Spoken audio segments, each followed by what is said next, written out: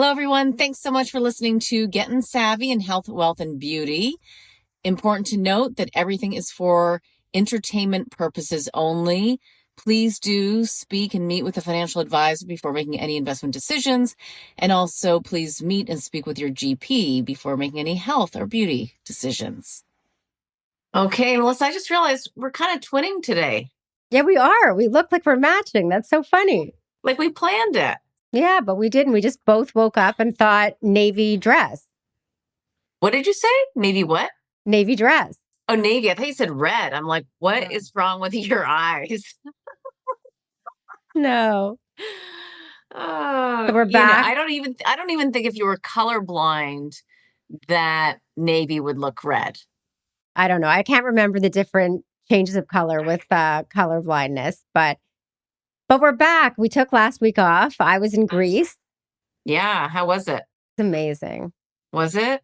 So beautiful. The beaches there are beyond. The weather was great. The food is phenomenal.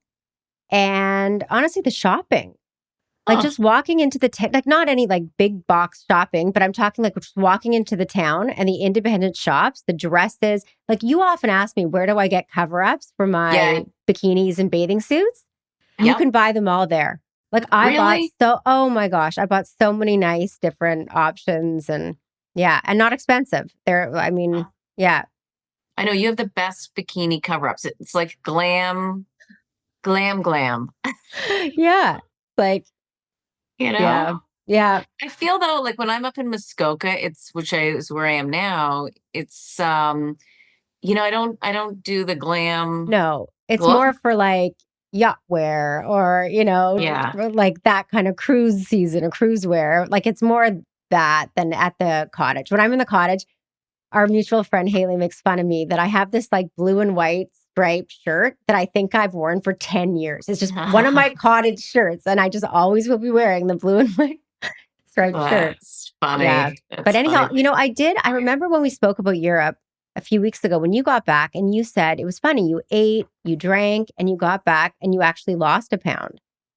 Yeah, a couple pounds. Yeah. And I have to say, I had a similar, I felt like I was drinking more wine than I would probably drink in the city, because we were at beach clubs in the day and going out for dinner at night. Yeah. And, normally I don't have breakfast in the city. And there, at all the hotels we were at, they all offer this amazing complimentary breakfast. So it's like hard to say no when it's there. Mm-hmm. So I had breakfast every day.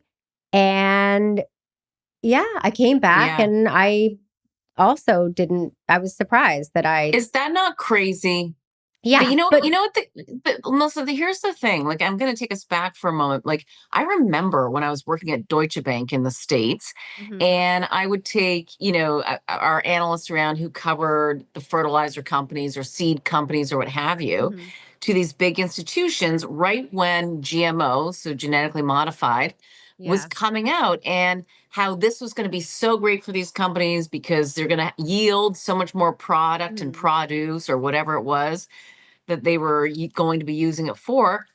And so, here I am in these rooms talking to a big portfolio manager about buying this stock because it's really going to help them and their profit and their sales because more farmers are going to want to buy this. But I was sitting there to myself thinking, how can this be good? Like, we're genetically modifying seeds. And a lot of that is banned in Europe. And what they're saying or finding, or some people believe, is that when you have so much GMO product, that it's changing your metabolism, it's changing the way your body's able to absorb food, etc. And that's part of the problem. Yeah. And I will say that not one thing I ate there was processed, or certainly not ultra processed. It was farm to table, fresh. I didn't have any, I didn't even have protein bars. I didn't have like any, even if there was healthy processed foods, it was literally every morning I had fresh, probably full fat Greek yogurt with berries and fresh fruit. Every day at lunch, I had some sort of fish or seafood, and obviously a Greek salad, like tomatoes, feta cheese, lots of olive oil. Didn't snack in the afternoon. And then dinner, same thing. It would be like a little bit of like meat, again, fish, salad. Like it was just very fresh food. Now, that being said, Adam gained 4 pounds. That's hysterical. So I will go back to saying that my other theory of when women know they're going to be wearing a bathing suit every day, and I'm going to be going out. I don't want to be full. I probably could have eaten more. And I didn't get the daily ice cream cone or gelati or whatever. Well, So, and by the way, Les gained 10 pounds. yeah, that's what I'm saying. So it's not just Europe, Europe makes you skinny. No, it's being cognizant and making good choices. Okay. Yeah. And 10 pounds. That's funny. You had a good 10 time. pounds. He And was but the eating thing off your is, plate. what's that? He was eating off your plate He before you could was. get a chance. Yeah. He was eating off my plate. That's exactly it. And part of it was we had this incredible beef Wellington Okay. in Marbella at the Marbella Beach Club, in case anyone goes. It's spectacular. And I could have a bite. I mean, it's Yeah. so rich and delicious. So yeah, so then he ate the rest of my beef. He had two beef Wellingtons. That's what I mean. So anyhow, I still think Anyhow. you want to avoid processed foods, but you have to watch portions and just be cognizant of your choices. Because obviously, I didn't have all the chocolate chip croissants at breakfast. There were options. I didn't have Yeah. the bacon because that European bacon just looks different. It never Oh, looks cooked. I don't know. huh. I don't remember it. Yeah. Anyhow, let's get Anyhow. on to what we're talking about today. So, maybe just in the markets, I just want to, if people saw this, I mean, it was all, all over the news and, that Nvidia, so as you know, Nvidia is the key company, the key player that is powering AI with their chips, right? So GPUs, it's called GPUs, so graphics, processing units, GPUs, Mhm. what it means. And they just have essentially a monopoly in the best, most powerful chips to power AI. And so that stock has been on a tear. And I bought it back in May. And I'm up, I bought it at like 117 bucks and in May. And it's at 163, 164. Wow. Yeah, so it's been a great run. But so the big news was that at $163, it became it has a market cap, so market capitalization of $4 trillion. And so this was the big headline. So I thought maybe it's valuable to talk about, like, why do we care? Because you'll see it in the news, but then if people don't know what it means and the significance, the significance is that it's the market capitalization. You just calculate it by the number of shares outstanding. So if a company has 10 shares, or let's make it more realistic, if a company has like 1 million shares Mhm. outstanding, that's not even realistic, and the stock is trading at 50 bucks, it's 50 million is the market cap. And it's just one way to value a company, to say, what is this company worth? Oh, it's worth $50 million, or it's worth $1 trillion, or 4 trillion in this case.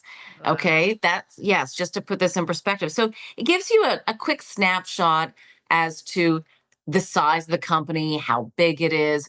The fact that it's at 4 trillion is basically telling you that investors believe that Nvidia will continue to be the dominant player in the market, in AI chips, that they will continue to power AI. So it's actually unprecedented confidence in a company, to hit that 4 trillion. And again, just to put this in perspective as well, that one company's market capitalization of $4 trillion is greater than the entire stock market of Canada.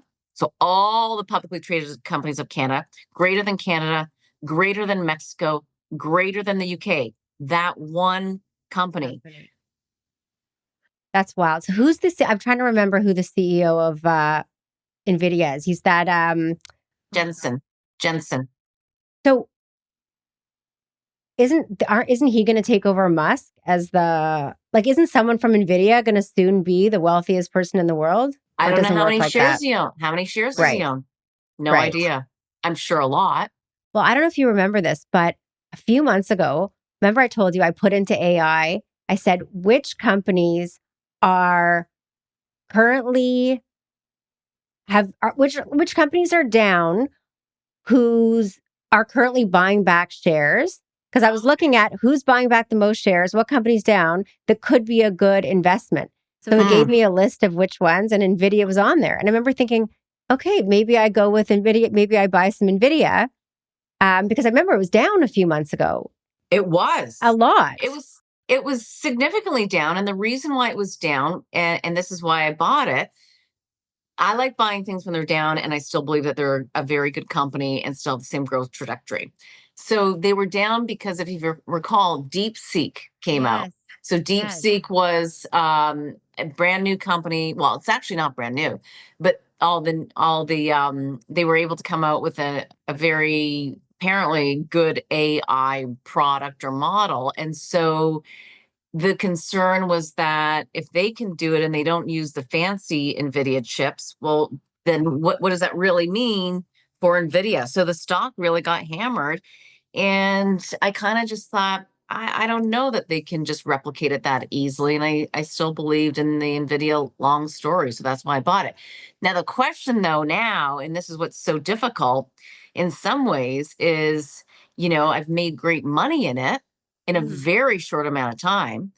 Mhm. So if I was a portfolio manager on Wall Street, having to show my performance on a quarterly basis, and this is the problem with the industry, in my opinion, depending on, you know, who's managing your money like, because they have to show a good performance or people will leave them. Do you sell your Nvidia? Do you trim it?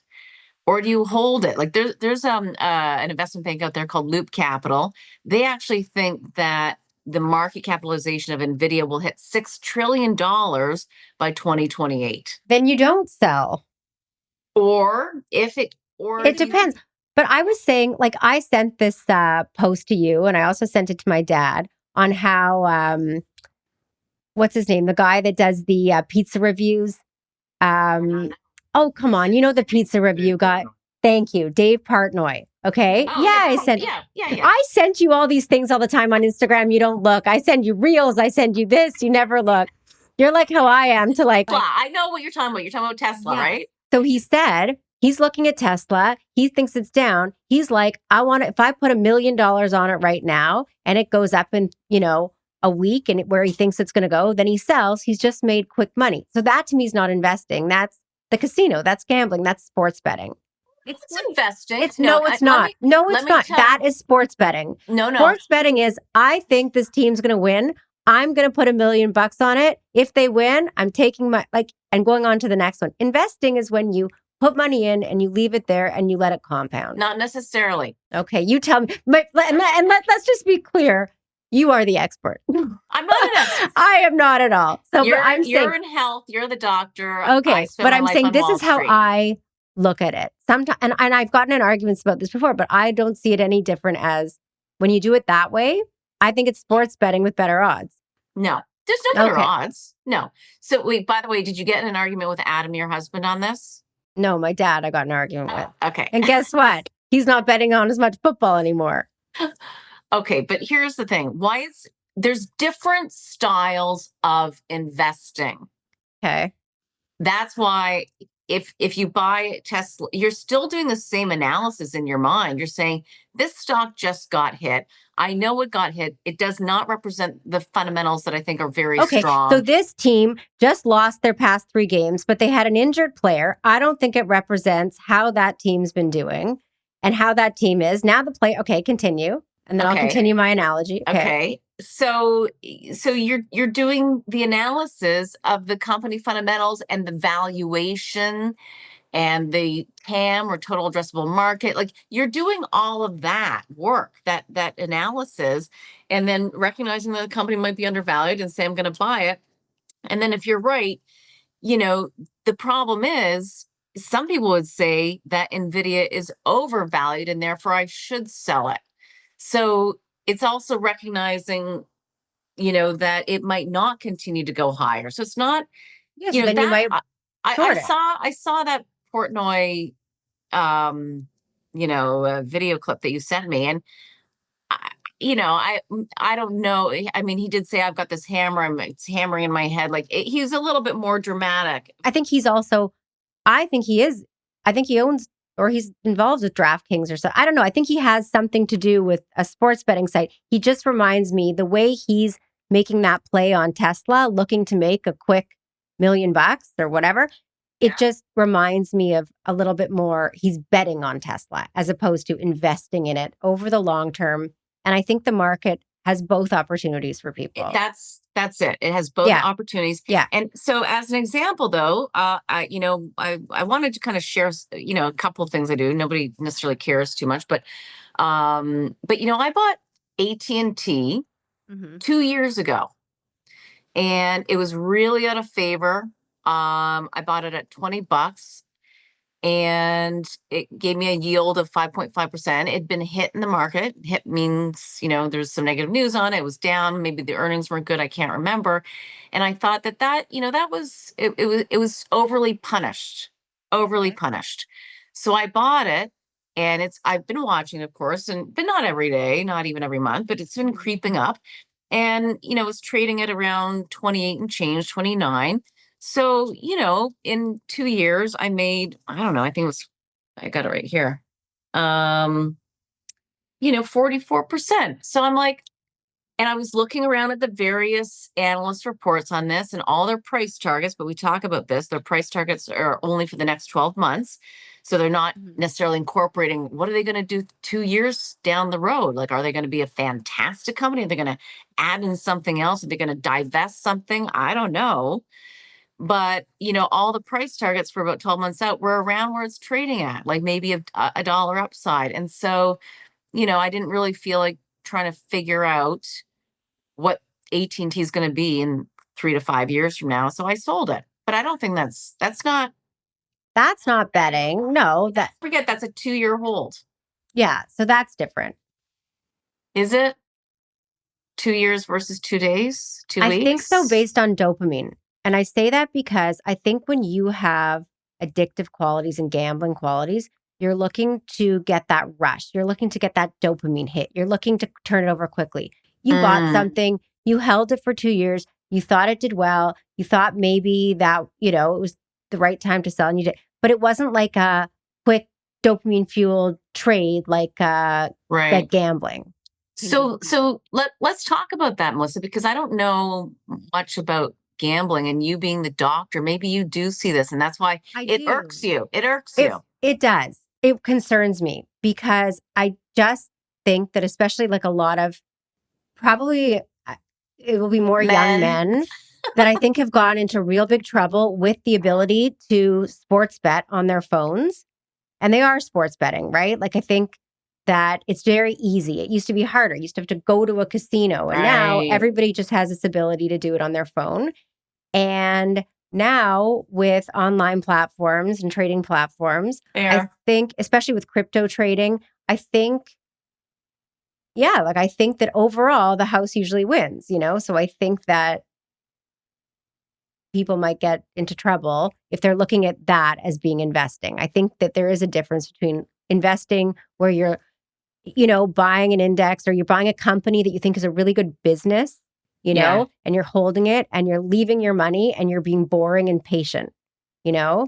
It's like Charlie Munger, how they always say, like, to be a good investor, you have to be emotionally unattached, Totally. and patient and wait and don't interrupt the compounding. And then eventually choose a few good companies, like they chose Apple. And then when they thought that they had done really well and it didn't have as exciting of a story anymore, sold. Mm-hmm. Yeah. So I don't know. I think it's Yeah. okay if you're going to like trade a little bit responsibly, but it does concern me a little bit. That's interesting. Yeah. I mean, I never really, I don't know kind of like the day traders sitting at home or on their like I don't, because I was on the institutional side, right? Right. Right. Where, some of the mandates of these big hedge funds is, if you're up 10%, you're selling, or if you're, and by the way, they leverage it too, right? They might borrow, they can use margin. So some of these, that's one of the reasons why the financial crisis, um, was so large, or larger perhaps than it could have been, because a lot of these hedge funds, um, they put on the same trade. And so when you have to unwind that trade because it's going against you, or there's negative news, there's so much downward pressure. But what I was actually going to say was that, if they manage $1 billion, but they can use margin and leverage that up 10 times, they can then put $10 billion to work in the market. And that was part of the problem during the financial crisis. There was so much leverage. And I would, after I guess after that, or you always kind of know, like, what's the leverage in the market right now. Like, I always kind of like to know what these big hedge funds or the big institutions are levered up to. Like, is it 10 times? 10, is it 10 to 1? Is it 20 to 1? Is it 50 to 1? I don't actually have that number for you all, but I'll look into it. But that it's important because it tells you, that's borrowed money, but it's still getting invested into the stock market, pumping up those shares. So I wanted to talk to you about this. So did you read in this big, beautiful bill? I don't know if it was part of the bill or if it was something, but Trump basically said if you invest in the Trump fund or whatever, he's going to give, was it $1,000? I can't remember. $1,000. I did look at it. Yeah. So he's going to give $1,000 to every child when they're born. Or when was it? And then they can buy the index, the S&P 500. Is it through his? I don't know. I don't know who it's through. I don't think so. I don't think so. But it is, well, although I think it may be called a Trump. No, it's called a Trump account or an Yeah. Invest in America account, reportedly as part of the big, beautiful bill.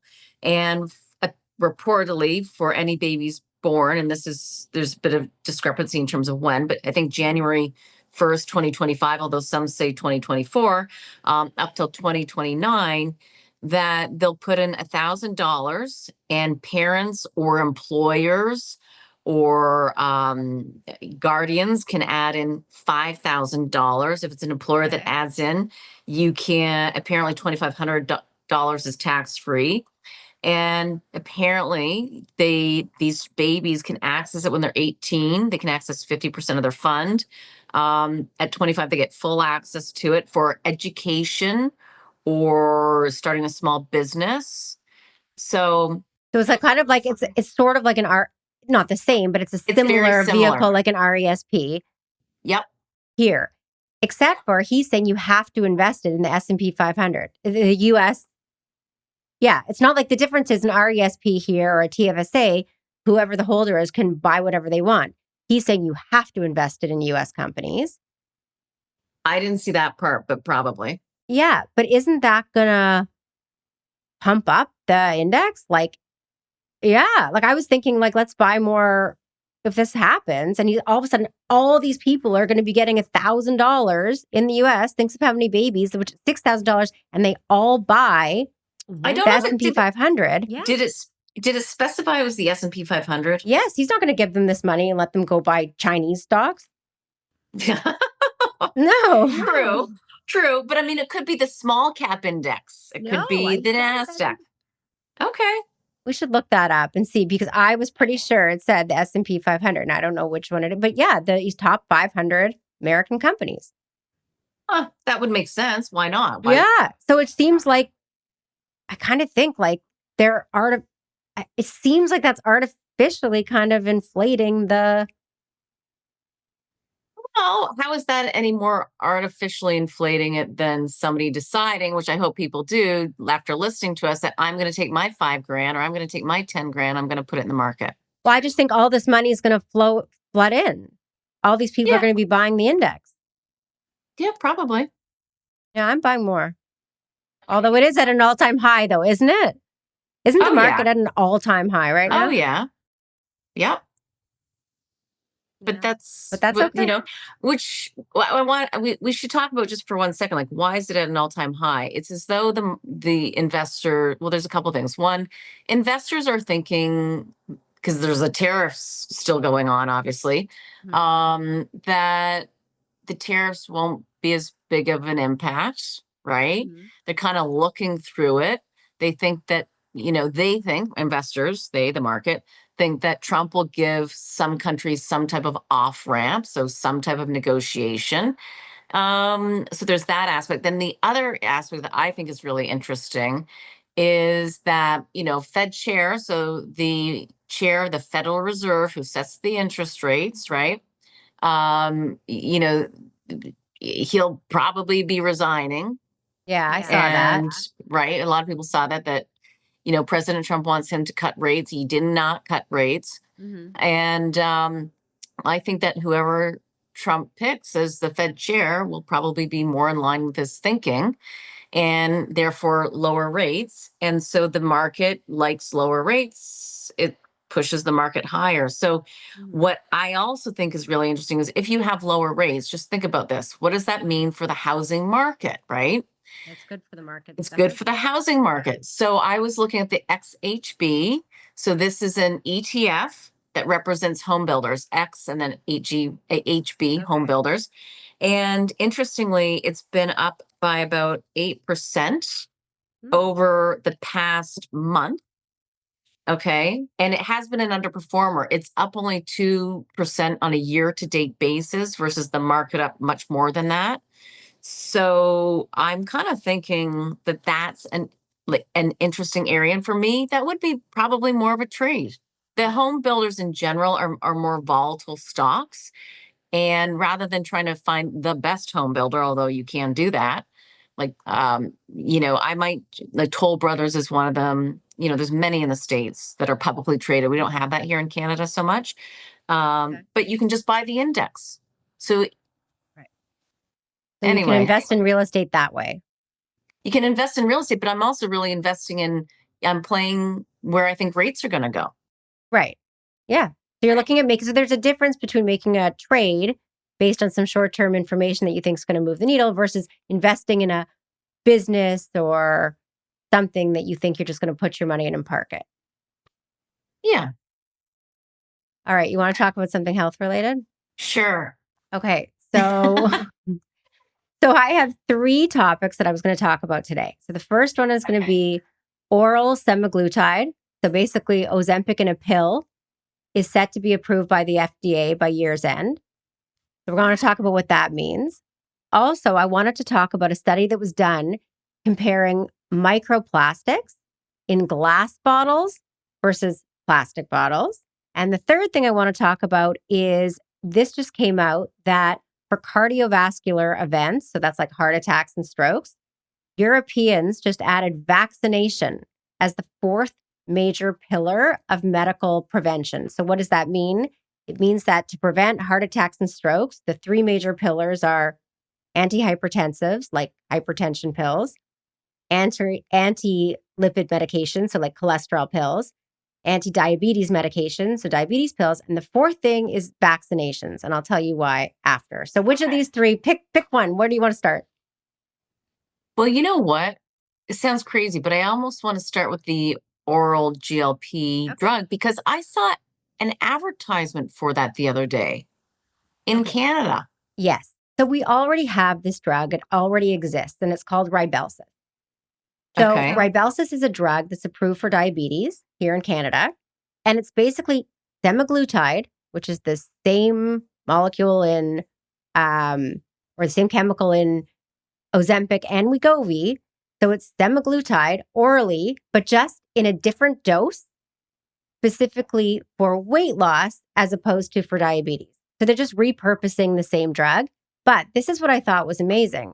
So when I give patients Rybelsus here, it's a pill you take every day. And the starting dose of Rybelsus, and usually we give it for not so much anymore, but I've given it to patients for diabetes. So we start them off at a dose of 3 milligrams. Okay. Then you can bump it up to the next dose, which is 7 milligrams. And the highest dose is 14 milligrams. So a few of the patients I have are on the 7 milligram dose. Okay. The dose that was approved for weight loss, how many milligrams do you think it is? 20. 25. Yeah. So it's a Yeah. 25 milligram pill that you take every day. Now, I don't know if it just starts off at that dose or if you lead up to it. Like you may start at 5, 10, I don't know. Because the same way that it says that the dose that's approved for weight loss for Ozempic, or sorry, for Wegovy is 2.4 milligrams. Most people are not on 2.4 milligrams of Wegovy. Most people, it works at zero point 0.5 or 1 milligram. Now, I do have some patients on 2.5. So what I'm saying is this is the new pill. And the question is it going to be cheaper, a pill than a shot? Probably. And there are some people that are still needle phobic, that are just like very afraid of the idea of giving themselves a needle. And I have a few patients that don't like to do it. So they come to my office every week so I can inject them. So that's Wow. got to be very, inconvenient. So I think this pill from, and the other thing is I have to say, so this was interesting. So when I was just in Greece, I saw a lot of women with bruises. No. Yes. I was at a beach club and there was a woman and she was wearing her bikini. Okay. And it wasn't a thong bikini, it was a normal bikini. But when she turned over the chair, it kind of rode up a little bit and she had a big bruise on her butt. And I thought, I bet you either she had a wild night, but it didn't look like a wild night kind of bruise. I bet you she changed the position of her shot because she didn't want to give it to her stomach because she knew she was wearing bikinis and doesn't want to have bruising on her stomach. She changed it probably to her buttocks so that you wouldn't see the bruise. But I saw it. Are you are you allowed or supposed You to can do that? you can give it to yourself anywhere. So people can give themselves Ozempic in their thigh, in their buttocks, Really? in their abdomen. The most common is the abdominal region. Wow. Yeah. But I'm telling you, and I did also notice at these beach clubs, like usually when I've gone to like pools or beaches or Europe, people are in shape, but it was, it seemed like everybody had a fit body. Really? Yeah. Now it might have just been where we were.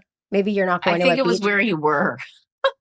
Come on. Maybe, but no, seriously, like I've been to nice places before.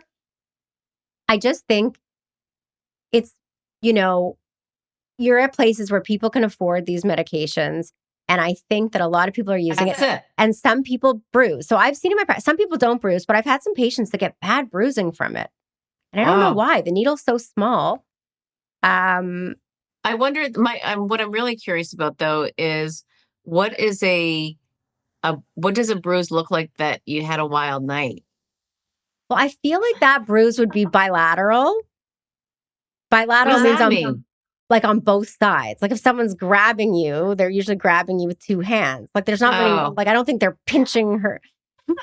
I don't know. fair. I wouldn't know. But anyhow, Got it. Got it. Okay, well, talk to me now about okay, but this is so interesting. So why would it be 25 milligrams? Like what's the 7 milligram doing? You need so 25 maybe to a lose lower weight. dose is enough to fix the blood sugar, but maybe for Oh, it to have that much of because remember, when you're taking these larger peptides, it's much when you're injecting it, it doesn't have to go through the whole gastrointestinal tract.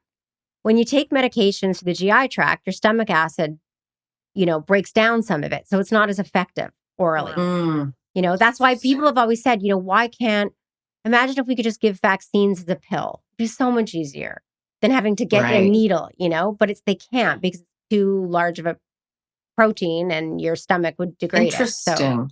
Huh. Okay. So speaking of vaccines, then talk to us about what are you talking about with respect to a heart attack and vaccines? okay.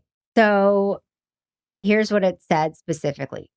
Beyond preventing complications of the infectious disease, meaning when we recommend someone get a flu shot or a COVID shot or a RSV shot or a pneumonia shot, we're saying that because we don't want them to have we want it to be less severe, the infection. But beyond that benefit, okay, vaccines have a profound effects on cardiovascular risk and should be considered the fourth pillar of prevention because they contribute to cardiovascular risk by increasing oxygen consumption of the heart muscle and being pro-inflammatory all over the body.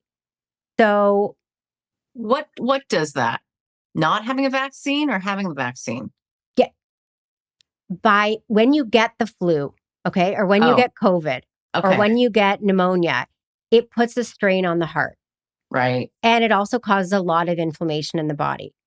So if you get a vaccine that's going to prevent that, it's going to cause less strain on the heart. So here's what I thought was a really interesting study statistic.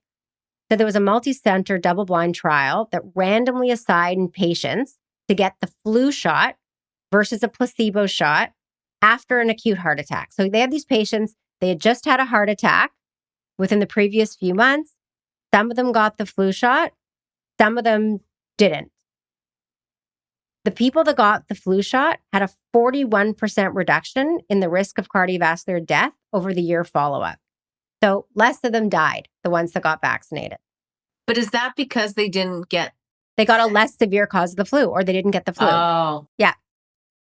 So people then say, but I thought, well, doctor, I thought, don't these shots cause myocarditis? Don't they cause side effects? Like a lot of people, like our intuitive sense is getting the vaccine we think is going to cause a stress on the body. So we would think, oh, maybe I just had a heart attack. I shouldn't get a vaccine. It would be too stressful on the body. But it's exactly the opposite, what the study shows. It would be more stressful on your body to get the disease than getting the shot. understood. Yeah. So, and it says here, major complications from immunization occur in fewer than 10 per 100,000 patients for the approved vaccines and are generally controlled with prompt treatment. So very few patients get side effects from these vaccines, but a lot of the patients that don't get the vaccine will have higher risk of complications for stroke and heart attack and cardiovascular death. I just thought that was interesting because Europe, we don't think of being as much politicized as North America. So if this came out of Europe, when I look at this, I'm thinking they're not a Republican versus a Democrat versus having ulterior motive. They're just saying they talk to these cardiologists and what do they think is important to prevent death from cardiovascular disease. They think it's important to manage your cholesterol, manage your blood pressure, manage your blood sugar, and get vaccinated. Because you have a lot of vaccine hesitant people, but I will say this. As patients get older, what I've noticed, they become less hesitant toward vaccines. So intuitively, they must be kind of scared. Like I notice the amount of patients I have that are over 70 that get the flu shot and get the COVID shot and get, the pneumonia shot is higher than the ones that are under 70. For sure. Because they know. So they must intuitively know this must be good for me, Otherwise they wouldn't get it. I think they're very fearful of, getting sick and being weaker because they're older. Right. But then by getting the vaccine, they're acknowledging that they think it's going to be helpful. Yeah, for sure. And so I'm just saying that a lot of people think to themselves, I don't want to get a vaccine. I'm not so sure. Is it really helpful? But then when they look at their mother, they say, tell her to get it.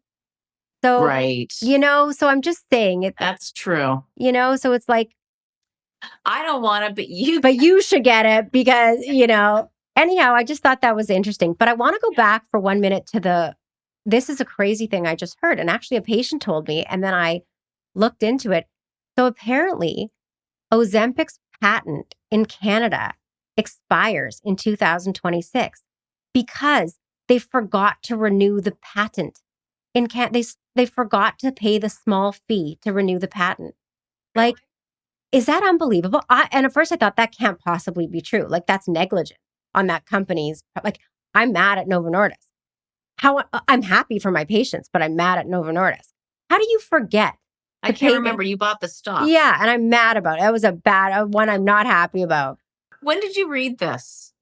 I read an article in the Financial Post, came out yesterday because Hims and Hers stock just bumped up by 4% or something because they're now planning to come into Canada next year because that means that Ozempic can become generic in 2026 in Canada. In Canada.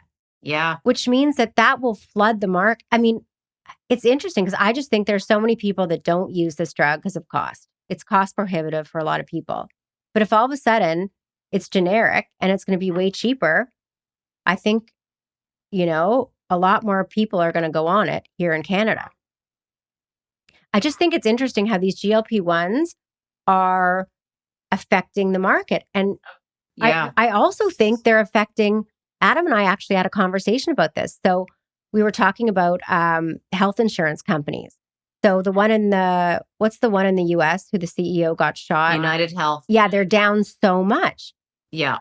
So we were talking about why is it down? And Adam said, well, increased healthcare costs. And I said, well, don't you think it's because the CEO got shot and because they weren't approving things and now they feel compelled to approve more? He said, I don't know, maybe, but it's healthcare costs. And so I said, well, why have healthcare costs gone up so much? He said, GLP-1s.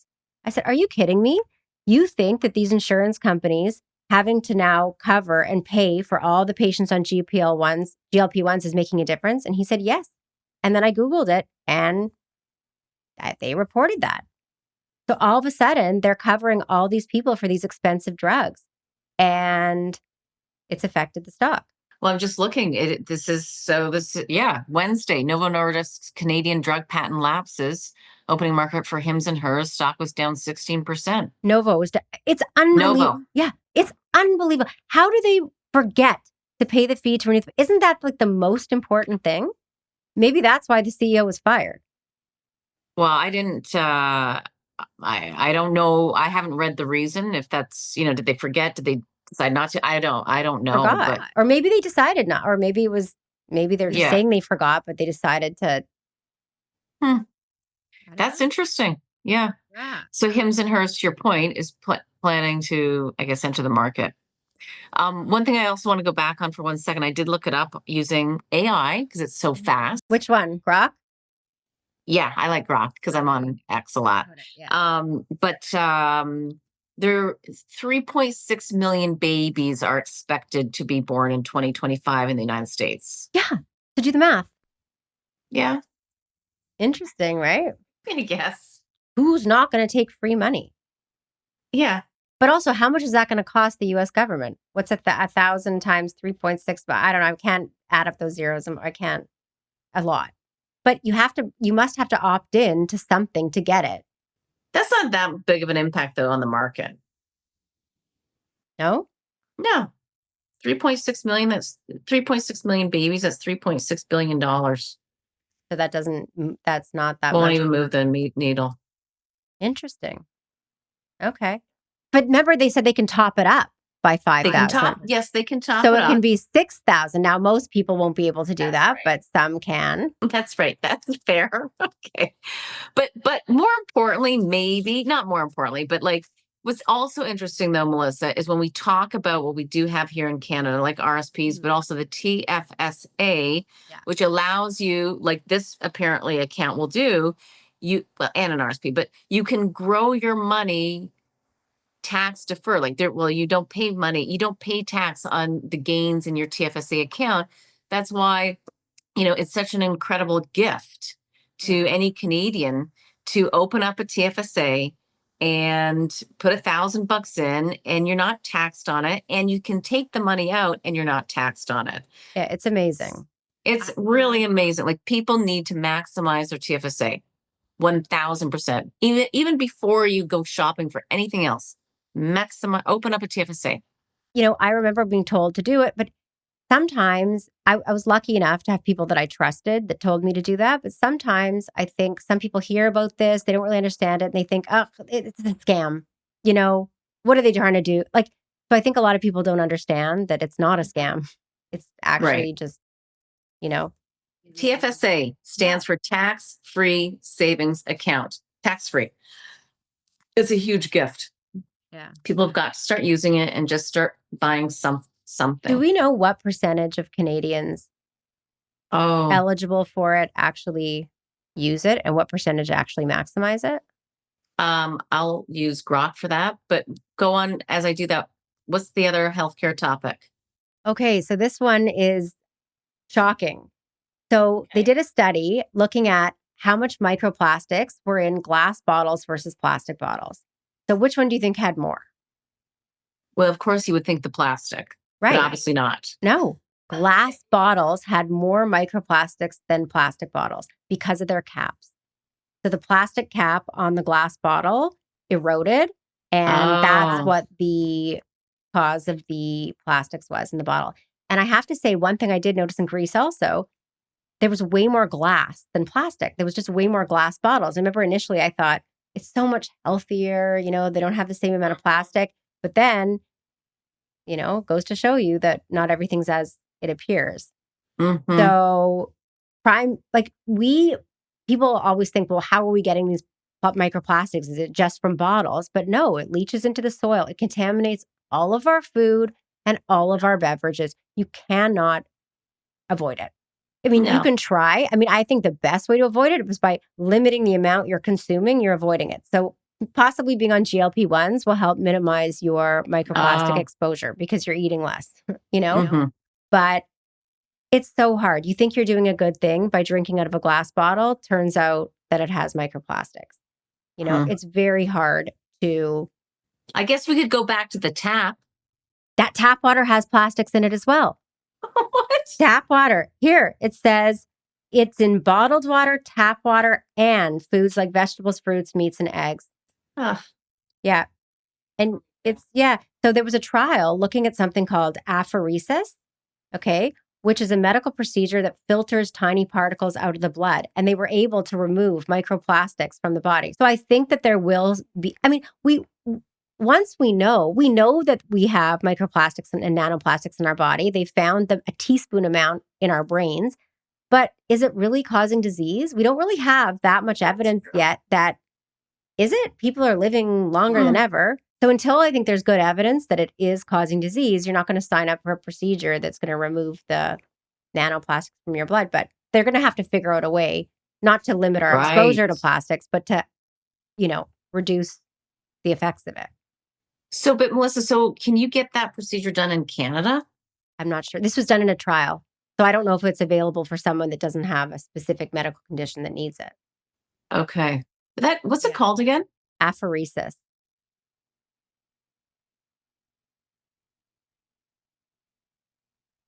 Yeah. I don't know. But that's science, right? Yeah, but you know what it just reminded me of? You and I both listened to the All In podcast, which I Mhm. love. And I just think it's, there's the guys are just they're smart. The topics are critical topics, Mhm. interesting topics. It's a lot of businesses, and it's topical. But Mhm. did you I don't know if you listened to the one with Tony Robbins yet from a No, few and I weeks want to. ago. He's so fascinating. I've listened to stuff with him before. I've read his book. He's amazing. Okay. So what was interesting to me though was he did say, because he's very healthy and all that, he ended up getting um arsenic poisoning. And he didn't say how, but it was in his blood. And I have to listen to this podcast. yeah, you got to listen to it. Um, How would he get? He's got acromegaly. He has a disease that he chose not to treat. oh, what's that? Excessive growth hormone. Oh, Mhm. okay. But one of the things I kind of think about or believe in is that, when you go in a sauna, like an infrared sauna, and it causes you to, sweat profusely, Mhm. that's a good way to get rid of toxins out of your body, I apparently. completely agree. Yep. And that actually did show that it's one of the ways, right now, one of the only ways we know of to get toxins out and even nanoplastics is sweating. You can, Okay. because they found it in sweat. Oh, Yeah. So I think infrared sauna is worthwhile. Any type of sweating sweating. sauna. Yeah. Just to go back for 1 second, once again, TFSA, apparently 58% of Canadian adults. So just a bit more than half. See? Yeah. Well, that also goes to show there's not that many people have leftover money. Like, I mean, Well, you have to that's it. have money. You have to have leftover to be Hmm. able to put it towards that. And it's not easy. The cost of living is so high, especially here in Toronto. It's so high. Yeah.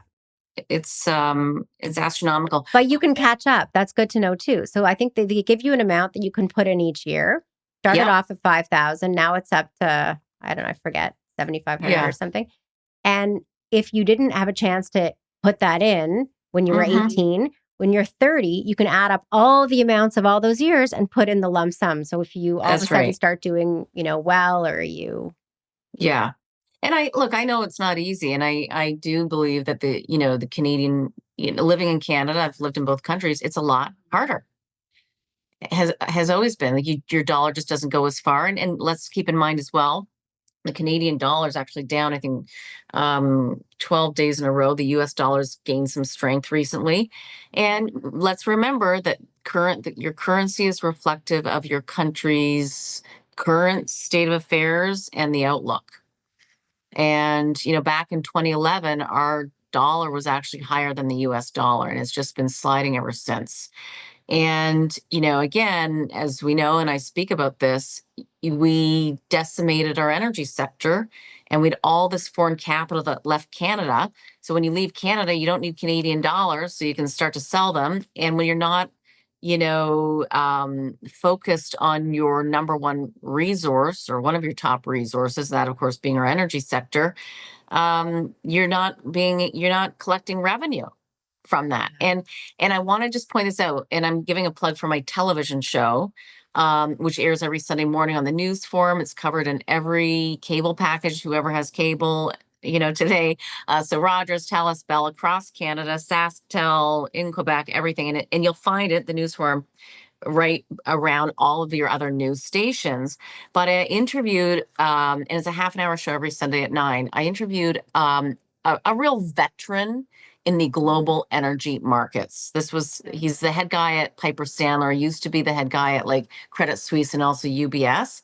And we just talked about kind of the big macro aspects of energy and geopolitics and all that. And, it's interesting. It's about 80% of all energy demand is still still uses fossil fuels. But my point, and it's been that way for like the past 20 years. So even though you hear all about the renewables and et cetera, it's like it hasn't really moved much. And if you remember years ago, everyone was saying we're going to hit like no need for fossil fuels by 2030, right? Obviously, that's not happening, or 2050. And then, so all these, energy companies were also a great investment opportunity. But what I wanted to point out when you talk about the cost of living in Canada, we're not our best friends. Okay, can you imagine telling Saudi Arabia not to pump oil? Like, can you imagine if their people said, I don't want you to pump oil? That's what the whole country is so wealthy on.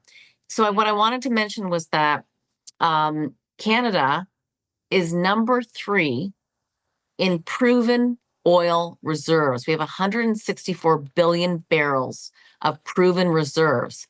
That is behind Venezuela is number 1 at 303 billion. Really? Yes. And Saudi Arabia is at about 267. Now, when I brought this up to my guest, Jan Stewart, he said there's some numbers that will say Canada's number 1.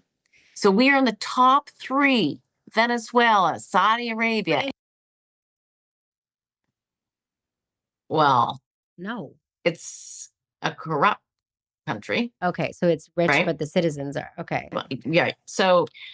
So anyway, my point now, we don't have the pipelines because there's resistance, about building the pipelines. But if you could actually get your product to market, East Coast or West Coast, there's a huge opportunity there. And he did go on to say that LNG, which is liquefied natural gas, that Canada, if we can actually build these facilities, we could really we could still benefit if we can get this done over the next 5 years. There's still a huge opportunity, but the states has been doing this and leapfrogged us in terms of exporting LNG Don't you think this is why Trump wants Canada to be the 51st state so badly? because we have incredible resources and rare earths. Yes. I also think because I know they talk about we're talking about energy and we're talking about with AI, if Nvidia, which is basically the largest AI related company, if it's the biggest company in the world right now, or I don't know what you want to call it, the most It's the largest market the cap, largest market cap, and it's all about AI. You're going to need energy, energy, energy. That's what everybody is talking about. So you would think that you need all sources of energy. Any type of energy is good, which is also what we've talked about with nuclear as well. Yep. But I have to say, I just finished watching, and I know it's an older series, but I just finished watching Chernobyl. Did you ever watch that? No, Watch it. I don't know if I can. It was amazing. It Was was it? so, yeah. Like it was just really, I was riveted by it. Like I couldn't stop watching it. I just can't believe that was real. And I can't believe that it was in my lifetime and Yeah. what happened. And it's scary, but it's also like, it just looks like there was so much negligence that went on there as well that makes you a little less nervous. On the one hand, you're nervous if you had a nuclear power plant here and something like that happened, Yeah. in our backyard. But on the other hand, And I should say my show's called The Buck Stops Here. sorry. No, no, no. Because Watch The Buck Stops Here. And when you finish watching that, Watch Chernobyl. Watch Chernobyl. Oh my God, I'm so sorry. Okay, and then next week we might have a special guest because I did have a little procedure done, but we won't say what it is now. Okay. I'm so Okay. excited. I'm excited to find Okay. out. And will this guest, is it related to the procedure you had? Yeah, Okay. you I'm know ex- what it is. You're forgetting. I'm acting. I'm acting. I do know, but I'm not going to give it away. Oh, okay. Well, it's so funny because you know, you're younger than me, but as I like I guess because like, you know, my husband's older than me, I'm like, are you forgetting? Like, do I need to be My memory's still, no, it's still in check. more? Okay. So that's why with Les, I'm like, what? You don't remember? Well, they also, that's not an age thing. Also, I feel like they just, I don't know. Men, like there's something about the female. Yeah, they don't pay attention. Really? It's annoying. It is annoying. Mm-hmm. Okay, we'll sign off. Okay. Okay. See you next week. Okay, bye.